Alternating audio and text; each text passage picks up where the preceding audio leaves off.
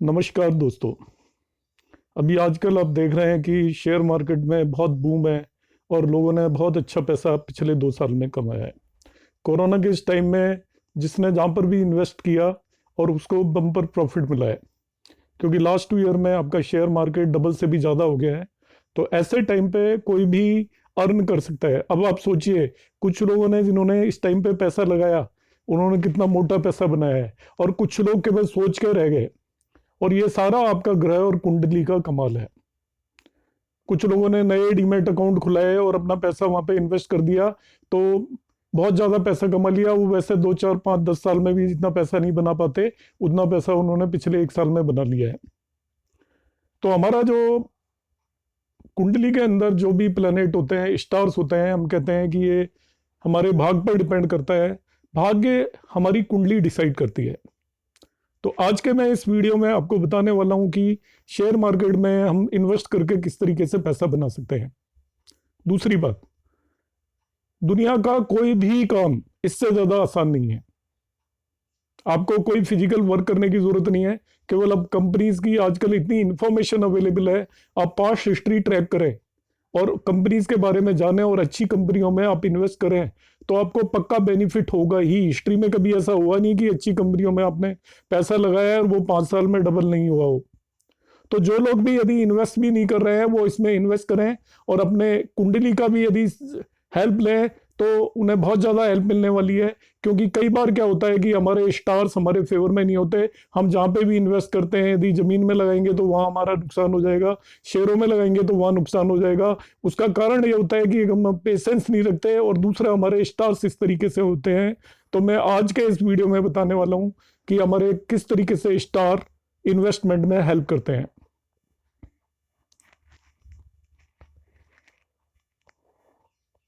दोस्तों, ये एक चार्ट है हाइपोथेटिकल।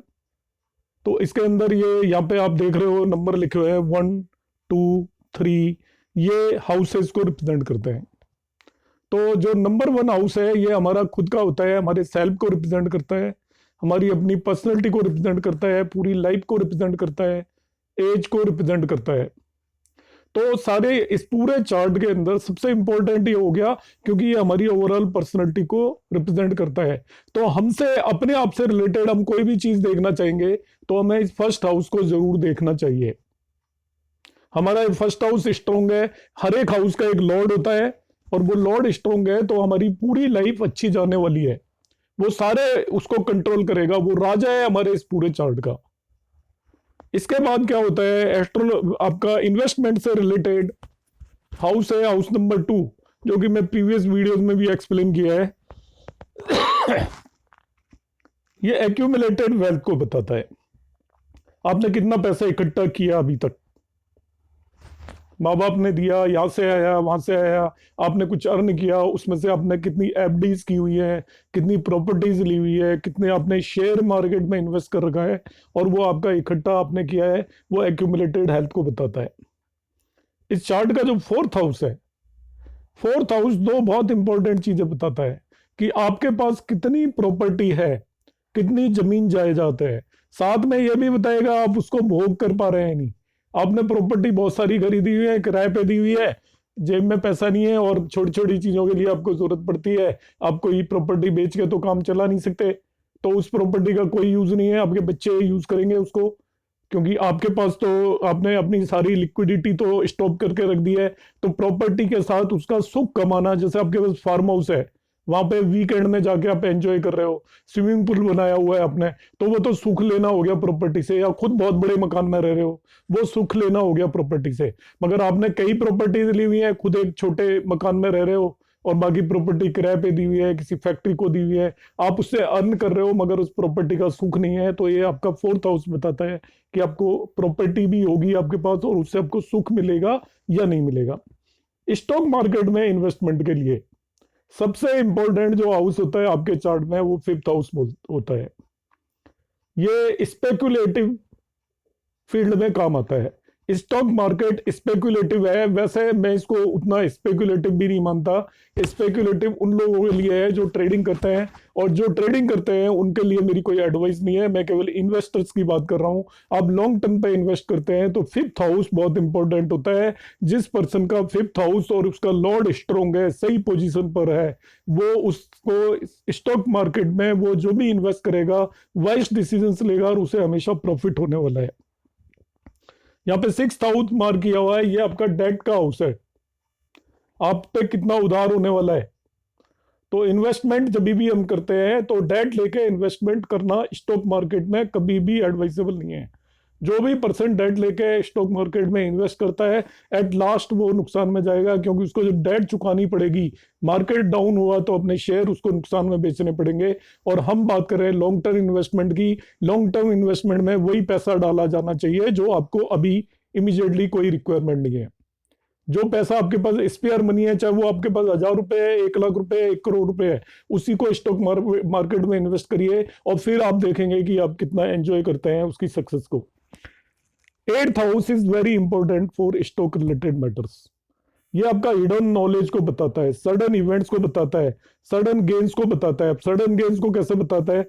जो लोग आईपीओ में इन्वेस्ट करते हैं, आईपीओ में जो भी लोग इन्वेस्ट करते हैं, यदि उनका एट्थ हाउस और उसका लॉर्ड स्ट्रॉन्ग है तो उनको आईपीओ अलॉटमेंट आएगा। आप देखते हो कि आपने 15,000 रुपए लगाए और वो शेयर आपका डबल हो गया, 15,000 रुपए आपको 7 दिन में कमाई हो गई। 3 एप्लीकेशन लगाई, 2 लग गई आपकी, 30,000 रुपीज आपको 1 सेकंड के अंदर आ गए विद इन ए वीक। और यदि आपका एट्थ हाउस स्ट्रॉन्ग नहीं है तो आप इन्वेस्ट भी करोगे आईपीओ में, पैसा भी लगाओगे, मगर आपको आईपीओ अलॉट नहीं आएगा। साल साल भर तक लोगों को एक भी आईपीओ अलॉट नहीं होता, 3 3 4 4 एप्लीकेशन लगाते हैं। तो उसमें एट्थ हाउस का वो है, ये सडन गेन्स को रिप्रेजेंट करता है। आपने आज पैसा लगाया 15,000 रुपए, आपको स्टॉक अलॉट हो गया और वो लिस्ट हो गया, उससे डबल में आपको 15,000 के बदले 15,000 1 वीक में अर्निंग होगी। इतनी अर्निंग और किसी चीज से नहीं हो सकती। और तो ये एट्थ हाउस आपकी फिर डेप्थ नॉलेज को भी रिप्रेजेंट करता है। इन डेप्थ किसी भी चीज के बारे में आपको नॉलेज हो उसको रिप्रेजेंट करता है। रिसर्च को भी यही रिप्रेजेंट करता है। तो जब तक आप किसी चीज पे रिसर्च नहीं करेंगे, किसी भी शेयर पे, उसकी थोड़ी नॉलेज तो होनी चाहिए। ज्यादातर लोग इस तरीके से शेयर खरीद लेते हैं, हाँ उसने बताया, किसी टीवी चैनल पे देखा और शेयर खरीद लिया। टीवी चैनल पे देख के वो जो भी रिकमेंड करते हैं उस शेयर को कभी भी मत खरीदिए, क्योंकि उनके वेस्टेड इंटरेस्ट होते हैं, उन्होंने खुद वो पहले होल्ड किए होते हैं, फिर वो आपको एडवाइस देते हैं कि ये वाला शेयर ले लो। चाहे वो अच्छा भी है, मगर उस टाइम मत खरीदिए, उसको आप नोट करके बैठ जाइए और 10-5 दिन के बाद उसका मूवमेंट देख के फिर आप उसको खरीदिए। जैसे ही टीवी पे वो किसी भी शेयर के बारे में आपका रिकमेंडेशन देता है, you need not to buy that share. ये मैं आपको एक और क्लू दे रहा हूं इसमें, शेयर मार्केट में इन्वेस्ट करने के लिए टिप्स है कि आपको जब भी आप टीवी चैनल देखते हो, वो जब भी कितना भी कहें, चाहे आप कभी भी किसी शेयर को नोट कर लेना, जैसे वो कहेंगे शेयर बढ़ता है और वो शाम तक ही वापस गिर जाता है, और आप और हम जैसे लोग ट्रैप में फंस जाते हैं। फिर आता है आपका 11th हाउस, जहां पे 11th मार्क किया हुआ है। This again very important house, हर तरह की वेल्थ और गेन के लिए हाउस है। नॉट ओनली शेयर, आपने शॉप खोली, किसी आदमी को बहुत नुकसान होता है बेचारा जो भी बिजनेस करता है, और बहुत लोगों को बहुत फायदा होता है। तो आपका जिसका 11th हाउस स्ट्रॉन्ग होता है, इसका लॉर्ड स्ट्रॉन्ग होता है, इस हाउस पे अच्छे ग्रहों की दृष्टि हो, बेनिफिक की, तो उसके वारे न्यारे हो जाते हैं। हर क्षेत्र में आप कहीं पे जॉब कर रहे हैं और जॉब में आप काम बहुत करते हो मगर सैलरी कम है आपकी, इसका मतलब आपका 11वां घर कमजोर है। मगर आप काम बिल्कुल नहीं कर रहे हो, मजे मार रहे हो, फिर भी आपको सैलरी है, प्रोग्रेस मिल रही है, बहुत प्रॉफिट हो रहा है। आपने कोई भी वो इंस्टीट्यूशन खोला और बहुत अच्छी से चल गया, आप कुछ भी नहीं कर रहे हो मगर आपको बहुत अर्निंग आ रही है, इसका मतलब आपका 11th हाउस स्ट्रॉन्ग होगा। ऐसे ही अब 12th हाउस होता है, ये हाउस ऑफ लॉसेज है। तो 12th हाउस जिसका वीक हो उसको लॉसेज होंगे, एक्सपेंसेस ज्यादा होंगे। तो उस पर्सन को शेयर मार्केट में इन्वेस्ट करने से पहले अच्छे से सोचना चाहिए, क्योंकि आप लोग इससे कोरिलेट कर सकते हो। आप देखते हो कि बहुत लोग हर जगह कमाते हैं और बहुत लोगों का हर जगह पैसा डूब जाता है। तो हर जगह कमाते हैं तो उनके स्टार्स इस तरीके से होते हैं और वो वाइसली डिसीजन लेते हैं। अब जिन्हें नुकसान होता है वो किसी अच्छे एस्ट्रोलॉजर से हेल्प ले सकते हैं, तो उनको प्रॉफिट होने लग जाएगा। एस्ट्रोलॉजर उनको बताएगा कि आपको किन शेयर्स में इन्वेस्ट करना है, किन में नहीं करना है, या किस तरीके के एसेट क्लास में इन्वेस्ट करना है, आपको गोल्ड खरीदना है या शेयर खरीदना है, तो उससे आप केयरफुल हो जाओगे। तो यहाँ पे सबसे इंपॉर्टेंट आपका हाउस है फिफ्थ। तो कोई भी एस्ट्रोलॉजर यदि मेरे वीडियोस को देख रहे हैं और इसके बेस पे वो नॉलेज चाहते हैं, तो वो जब भी कोई शेयर मार्केट से रिलेटेड उनसे कोई कुछ भी पूछे तो आप उसका फिफ्थ हाउस चेक करिए, 11th हाउस चेक करिए मेनली। ये दो हाउस बहुत इंपॉर्टेंट है। और लॉन्ग टर्म इन्वेस्टमेंट की मैं बात कर रहा हूँ, ट्रेडिंग के लिए मेरे वीडियोस बिल्कुल हेल्पफुल नहीं है। ट्रेडिंग का रीजन ये है कि ट्रेडिंग में आपके स्टार्स का लगातार मूवमेंट और गोचर का असर होता है, और ट्रेडिंग करने वालों को डे टू डे सलाह लेनी चाहिए किसी अच्छे एस्ट्रोलॉजर से। अब आता है important yogas for success in stock market. तो दोस्तों ये एक बहुत ही बेसिक मैं आपको टिप दे रहा हूं, बहुत इंपॉर्टेंट टिप है। जिस भी पर्सन के 11th हाउस के अंदर यदि राहु हो, राहु एक्चुअली क्या आपका स्पेक्युलेटिव इनकम को रिप्रेजेंट करता है। राहु दुस्साहस को रिप्रेजेंट करता है। शेयर मार्केट में दुस्साहस चाहिए, साहस नहीं चाहिए। आपको रिस्क लेना पड़ेगा, then only you will earn. अब दुस्साहस को रिप्रेजेंट करता है जितने भी स्पेक्युलेटिव शेयर्स है। अभी आज के डेट में आप देख रहे हो कितनी आपकी ई कॉमर्स कंपनियां लिस्ट हो रही हैं। पेटीएम आपका लिस्ट हुआ है, अभी जोमेटो लिस्ट हुआ है, देवयानी इंटरनेशनल लिस्ट हुआ है, और न जाने कितनी आपका नया का लिस्ट हुआ है। कितनी सारी स्पेकुलेटिव कंपनीज लिस्ट हुई है। तो ये स्पेकुलेटिव गेम है। अब इन कंपनियों में क्या होगा, कोई तो आपका 100 गुना करेंगी पिछले अगले 5 साल में, और कोई बिल्कुल खत्म हो जाएंगी। तो जिसका 11th हाउस के अंदर राहु स्ट्रोंग है, उसमें रिस्क लेने की कैपेसिटी ज्यादा होगी, और वो रिस्क लेगा उसे प्रॉफिट होगा। तो जिस भी नेटिव के 11th हाउस में राहु है, वो ऐसे 5-6 कंपनियों का शेयर एक साथ ले ले, एक कंपनी के नहीं। तो 5 कंपनियों में से 1-2 डूब गई तो भी कोई बात नहीं, मगर 1-2 कंपनियां 1000 गुना 500 गुना हो जाएंगी। वो उसकी इतनी वेल्थ क्रिएट कर देंगी जो वो बाकी किसी भी रिसोर्स से क्रिएट नहीं कर सकता। तो दोस्तों जिनके 11th हाउस के अंदर राहु हो और जिनका मून वीक नहीं होना चाहिए। मून वीक आप कैसे देखोगे, आपके चार्ट में वीक है या नहीं? आप देख लीजिए सन की पोजीशन देख लीजिए।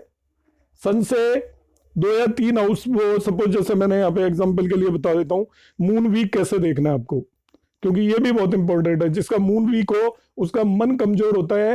वो इन्वेस्ट करेगा, थोड़ा सा लॉस हुआ और वो निकल जाएगा लॉस बुक करके, थोड़ा सा प्रॉफिट हुआ तो भी निकल जाएगा। मगर यहाँ थोड़े प्रॉफिट और लॉस के लिए नहीं है, लॉन्ग टर्म इन्वेस्टमेंट है, अच्छी स्क्रिप्ट है। आप मेरे वीडियोस देखते रहिए, मैं जो भी स्क्रिप्ट बताऊंगा आप चेक कर लीजिएगा, चाहे 1000 रुपए लेके भी अगले 5 साल में वो तिगना चौगना दुगना आपका करके रहेंगी। सपोज मून आपका इस हाउस के अंदर है, यहाँ पे मून रख दिया मैंने, एमओ मून। ये आपका सन की पोजीशन यदि इससे 2 यहां और यहां तक के बीच में कहीं भी है तो आप समझ लीजिए आपका मून वीक है। सन की पोजीशन इससे ये, एक मिनट देखिए, सन की पोजीशन मैं बताता हूं। ये आपका सन के तरफ जब भी मून जा रहा है, यहां जाएगा तो ये वीक मून होगा, और यहां पे भी जाएगा। सन से 2 घर पीछे या सन से 2 घर आगे यदि मून है तो उसकी पोजीशन आपकी वीक मानी जाती है। वैसे 90 डिग्री होता है, 96 डिग्री एग्जैक्ट है। यदि सन से 96 डिग्री बिहाइंड मून हो या अवे मून हो, in that case moon weak होता है। जिस पर्सन का मून वीक है उसको शेयर मार्केट में इन्वेस्ट करने से पहले किसी अच्छे एस्ट्रोलॉजर की एडवाइस ले लेनी चाहिए। उसका रीजन क्या होता है, उसका मन कमजोर होता है, थोड़ा सा प्रॉफिट होगा तो वो बुक करके निकल जाएगा, इसके बाद कंपनी 4 गुना 5 गुना हो जाएगी। इसी तरीके से लॉस होगा तो वो घबराने लग जाएगा, और जो पर्सन घबराने लग जाता है उसको शेयर मार्केट में इन्वेस्ट नहीं करना चाहिए। ये लॉन्ग टर्म में लगा के आप वेट करिए, डे टू डे आप ऊपर नीचे अप डाउन से यदि घबराएंगे तो फिर आपको प्रॉफिट नहीं होने वाला है। नेक्स्ट मैं बताता हूं अब आपको, ये 3 बहुत इंपॉर्टेंट योगा बता रहा हूं। यदि second 11th house 5th house and 9th house के लॉर्ड, सेकंड 11th 5th एंड 9th house lord, second 11th 5th और 9th हाउस के लॉर्ड, इनके लॉर्डशिप मैंने आपको पिछले वीडियोस में बताई है कि किस राशि का कौन लॉर्ड होता है। वो यदि केंद्र में हो, केंद्र का मतलब जहां पे 1, 4, 7 या 10 में हो, इन हाउसेस के लॉर्ड यदि, जैसे यहाँ पे सपोज यहाँ पे 5 राशि लिखी हुई है, इसका लॉर्ड सन है। सन यदि इन चारों में से किसी भी हाउस में होगा तो स्टॉक मार्केट के लिए अच्छा है। वो पर्सन यदि इन्वेस्ट करेगा तो उसको प्रॉफिट होगा। If Jupiter and Rahu are placed in kendra और ट्राइन्स, ये दूसरा वो है आपका। और इन पे एस्पेक्ट हो या कंजक्शन हो बेनिफिक का। क्या मतलब है, देखिए जुपिटर एंड राहु इस जगह पे, पहले घर में आपका जुपिटर राहु है, आप देख लीजिए, चौथे घर में जुपिटर और राहु है, इसमें हो इस जगह पे जहां मैं मार्क कर रहा हूं, यहाँ पे 10th हाउस में जुपिटर और राहु हो, या 5th और 9th हाउस में जुपिटर और राहु हो, और उसपे benefic planet like moon, Venus, Budh, Mercury, इनका एस्पेक्ट हो। जुपिटर खुद है तो अपने ऊपर तो एस्पेक्ट करेगा नहीं। सपोज जैसे किसी नेटिव का राहु हो गया इस जगह पे, यहां पे राहु प्लेस कर दिया मैंने, तो वो राहु उसके लिए अच्छा है, उसको स्टॉक मार्केट में प्रॉफिट देने वाला है। राहु यहां पे आ गया, और सपोज यहां पे वीनस है, तो वीनस का एस्पेक्ट हो गया। 7th हाउस पे सारे प्लैनेट एस्पेक्ट करते हैं, तो ये आपका स्टॉक मार्केट में इन्वेस्टमेंट के लिए अच्छा होगा उसके लिए। जुपिटर इसी तरीके से प्लेस हो जाए आपके 5th हाउस में, यहाँ पे जुपिटर प्लेस हो जाए। मैंने पिछले जुपिटर से रिलेटेड शेयर्स बताए हुए हैं 5, आप देख सकते हो मेरा वीडियो, उनमें भी आप इन्वेस्ट कर सकते हो। एक दूसरी बात यहाँ पे बीच में मैं आपको बता देता हूँ, आप मेरे चैनल को सब्सक्राइब करिए, लाइक करिए, और अपने फ्रेंड्स को शेयर करिए। मैं आपको ऑनेस्टली जो भी रिकमेंडेशन दूंगा वो वेल रिसर्च्ड होगी, और आपको उनमें कभी भी नुकसान होने वाला नहीं है। नेक्स्ट, जितने भी शेयर्स मैं बताऊंगा मैं उसको प्लेनेट के हिसाब से बता रहा हूं, मगर उनमें कोई भी इन्वेस्ट करेगा, कोई भी कर सकता है उनमें, तो उन्हें लॉस नहीं होने वाला है। और जो लोग शेयर मार्केट में इन्वेस्ट करते हैं तो वो मेरी बात से एग्री कर रहे होंगे। अब आगे देखते हैं। देखिए, ये मैंने दूसरा योगा बता दिया। दूसरा योगा क्या बता दिया कि आपका Jupiter and Rahu are in quadrant और ट्राइन, मतलब केंद्र और त्रिकोण में हो, तो वो दूसरा योगा है। तीसरा, जो मैं ऑलरेडी पीछे बता चुका हूं, ये यहाँ पे एक पैरा मैंने यहाँ पे किया है, आप इसका पीडीएफ का स्क्रीनशॉट ले सकते हो। जो एस्ट्रोलॉजी पढ़ाते हैं या पढ़ते हैं तो उनके काम की चीजें। Always remember moon weak in the birth chart, the native should never invest in stock market. Reason मैं आपको पहले ही एक्सप्लेन कर चुका हूं, क्योंकि मून से, मन से ही होता है स्टॉक मार्केट का सारा गेम, माइंड का है। यदि आप स्टेबल माइंड से काम कर रहे हो, आपके अंदर पेशेंस है, आपके अंदर लॉस को बियर करने की कैपेसिटी है, और प्रॉफिट को भी बियर करने की कैपेसिटी है। आप देखेंगे कि आपने एक शेयर लिया 10 रुपए का, पता लगा वो 1000 गुना हो गया, 10,000 टाइम्स तक, 10,000 रुपए पहुंच जाते हैं 10 रुपए के शेयर। और कितने टाइम में? 5 साल में, कोई 10 साल में, कोई 15 साल में। तो 15 साल में 10 रुपए की चीज 10,000 गुना तो कभी भी नहीं हो सकती। तो ये मैं कुछ एक योगाज आपको बताए हैं, उनको आप फॉलो कर सकते हो।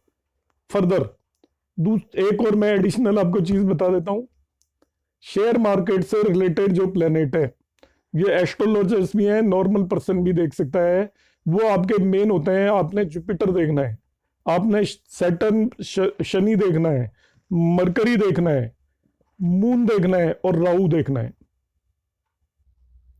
क्योंकि राहु सबसे स्पेक्युलेटिव इनकम के लिए राहु बहुत ज्यादा इंपॉर्टेंट है। उसकी पोजीशन यदि केंद्र और त्रिकोण में है, यदि 11वें घर में है, और 10वें घर में भी राहु बहुत स्ट्रांग होता है। जिस पर्सन के 10th हाउस में राहु होता है, वो उसकी जिंदगी में कभी पैसे की कमी नहीं आने देता, काम की कमी नहीं आने देता।